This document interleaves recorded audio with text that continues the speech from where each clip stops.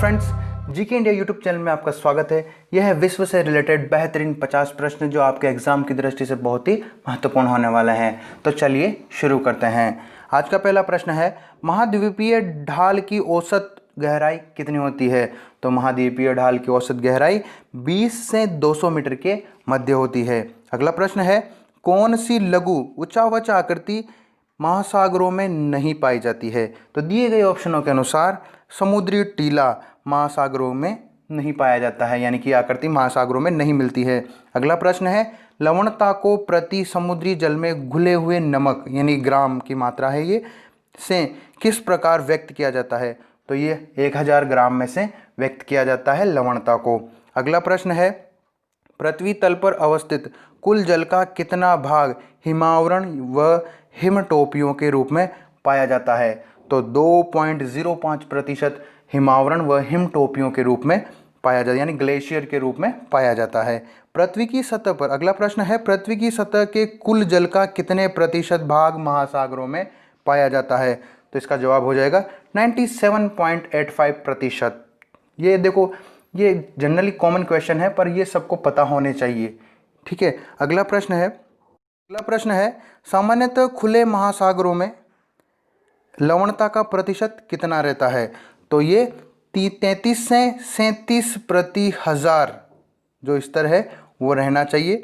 अगला प्रश्न है, हिंद महासागर में औसत लवणता है? तो हिंद महासागर में 35 प्रति हजार है। अगला प्रश्न है, महासागरीय जल के तापमान को प्रभावित करने वाले प्रमुख कारक हैं? तो महासागरीय जल को प्रभावित करने वाले प्रमुख कारणों में इसका ऑप्शन एक आंसर हो जाएगा, यानी कि अक्षांशीय स्थिति, स्थल जल का वितरण तथा महासागरीय धाराएं व सनातन पवनें। अगला प्रश्न है, वायुमंडल में जल किस रूप में पाया जाता है? तो वायुमंडल में जल संघनन व वर्षण के रूप में पाया जाता है। अगला प्रश्न है, समुद्री जल में सर्वाधिक मात्रा में पाया जाने वाला लवण है? तो ये हो जाएगा ऑप्शनों के अनुसार क्लोरीन, इसका आंसर हो जाएगा, जो सर्वाधिक मात्रा में समुद्री जल में पाया जाता है ये लवण। विश्व में, अगला प्रश्न है, विश्व में सबसे तेज गति से बहने वाली महासागरीय जलधारा है? तो इसका जवाब हो जाएगा गल्फ स्ट्रीम जलधारा, जो विश्व में सर्वाधिक तेज गति से बहती है। अगला प्रश्न है, निम्नलिखित में से कौन सी महासागरीय जलधारा यूरोप का गर्म कंबल के नाम से लोकप्रिय है? तो ये गल्फ स्ट्रीम ही इसका आंसर हो जाएगा, यानी कि गल्फ स्ट्रीम धारा इतनी तेज बहती है कि यूरोप के तट भी इससे गर्म महसूस होते हैं, इसलिए इसे यूरोप का गर्म कंबल कहा गया है। अगला प्रश्न है, गहरा नीला रंग होने के कारण किस जलधारा को जापानी लोग जापान की काली धारा कहते हैं?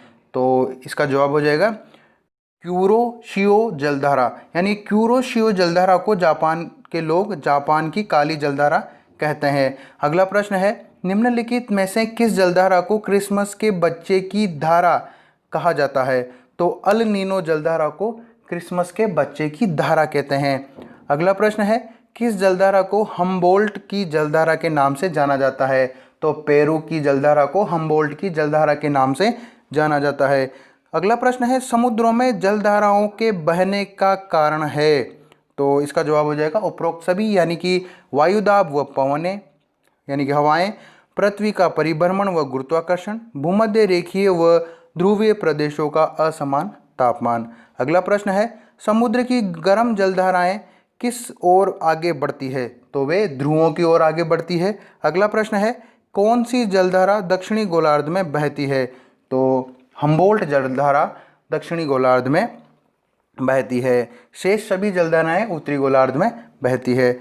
अगला प्रश्न है, किस सागर के चारों ओर समुद्री जलधारा प्रवाहित होती है? तो सारगेसो सागर जो है उसके चारों ओर समुद्री जलधारा प्रवाहित होती है। अगला प्रश्न है, गल्फ स्ट्रीम जलधारा की उत्पत्ति कहाँ से होती है? तो ये मेक्सिको की खाड़ी से इसकी उत्पत्ति होती है और ये अटलांटिक महासागर में बहती है।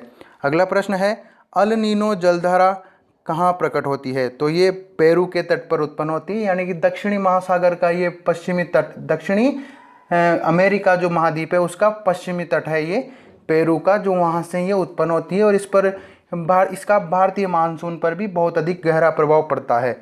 पेरू के तट पर जो ये अल नीनो जलधारा उत्पन्न होती है। अगला प्रश्न है हम्बोल्ट जलधारा किस तट के पास बहती है? तो ये दक्षिणी अमेरिका के पश्चिमी तट पर प्रवाहित होती है हम्बोल्ट जलधारा। उत्तरी अमेरिका में न्यू फाउंडलैंड के पास का समुद्री भाग प्राय कोहरे से घिरा रहता है, इसका कारण क्या है? तो इसका जवाब हो जाएगा ऑप्शन थर्ड, इसके निकट गल्फ स्ट्रीम नामक गर्म तथा लेब्राडोर नामक ठंडी जलधारा का मेल होने के कारण यह हमेशा प्राय कोहरे से घिरा रहता है। न्यू फाउंडलैंड नामक स्थान है ये, वहाँ का समुद्री भाग।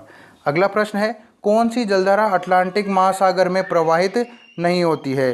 तो यह सुशीमा नामक जलधारा है जो अटलांटिक महासागर में प्रवाहित नहीं होती है, बाकी शेष सभी अटलांटिक महासागर में प्रवाहित होती है।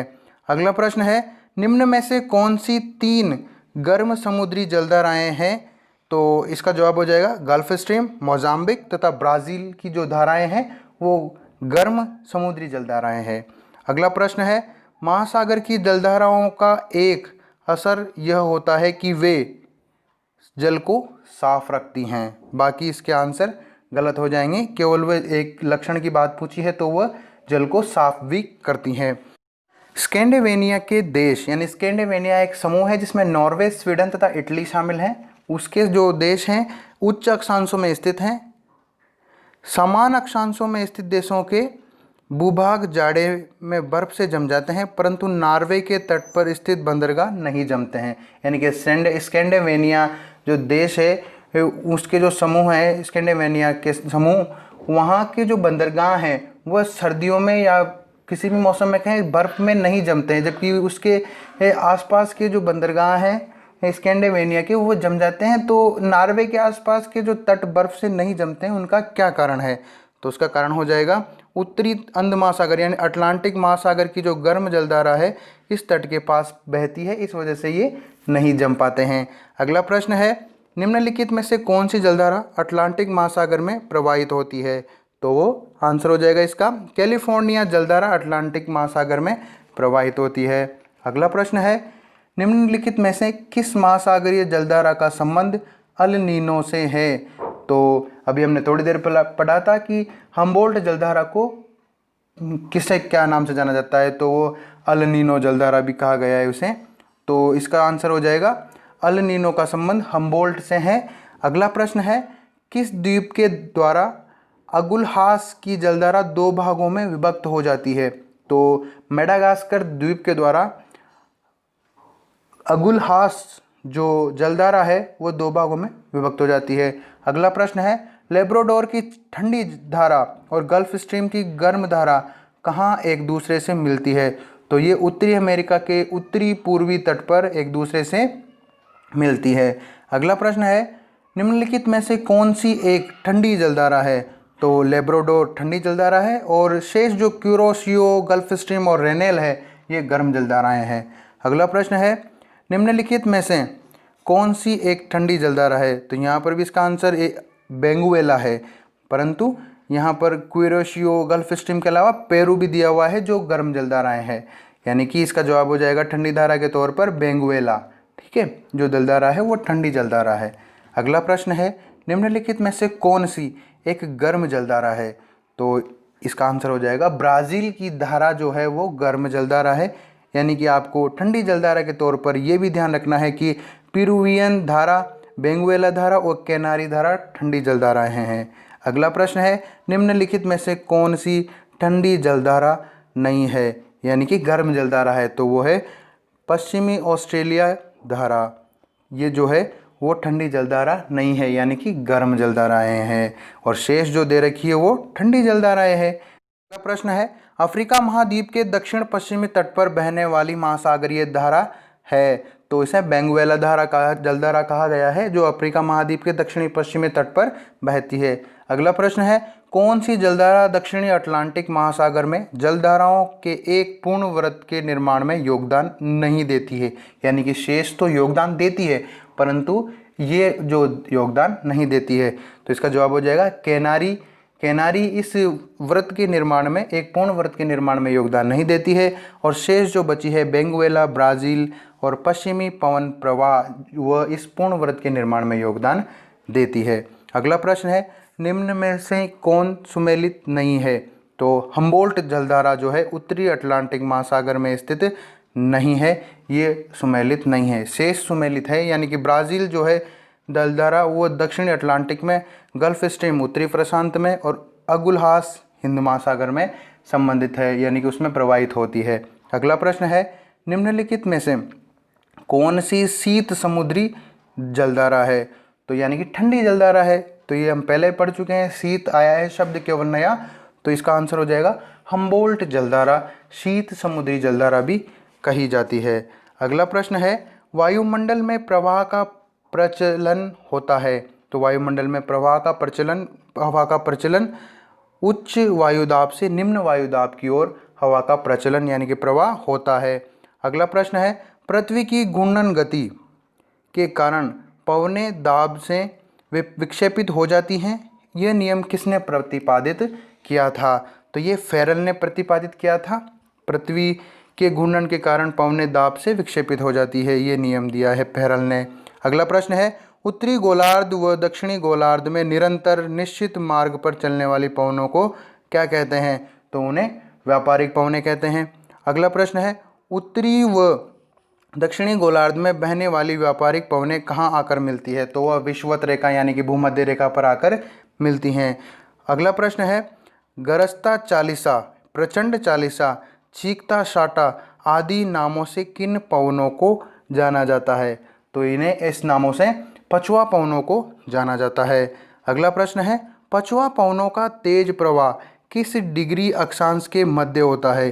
तो ये 40 डिग्री से 65 डिग्री के मध्य होता है। इसी वजह से 40 डिग्री अक्षांश पर चलने वाली को गरजता चालीसा तथा 50 पर चलने वाली को प्रचंड पचासा तथा 60 पर चलने वाली को चीखता साटा नाम से जाना जाता है।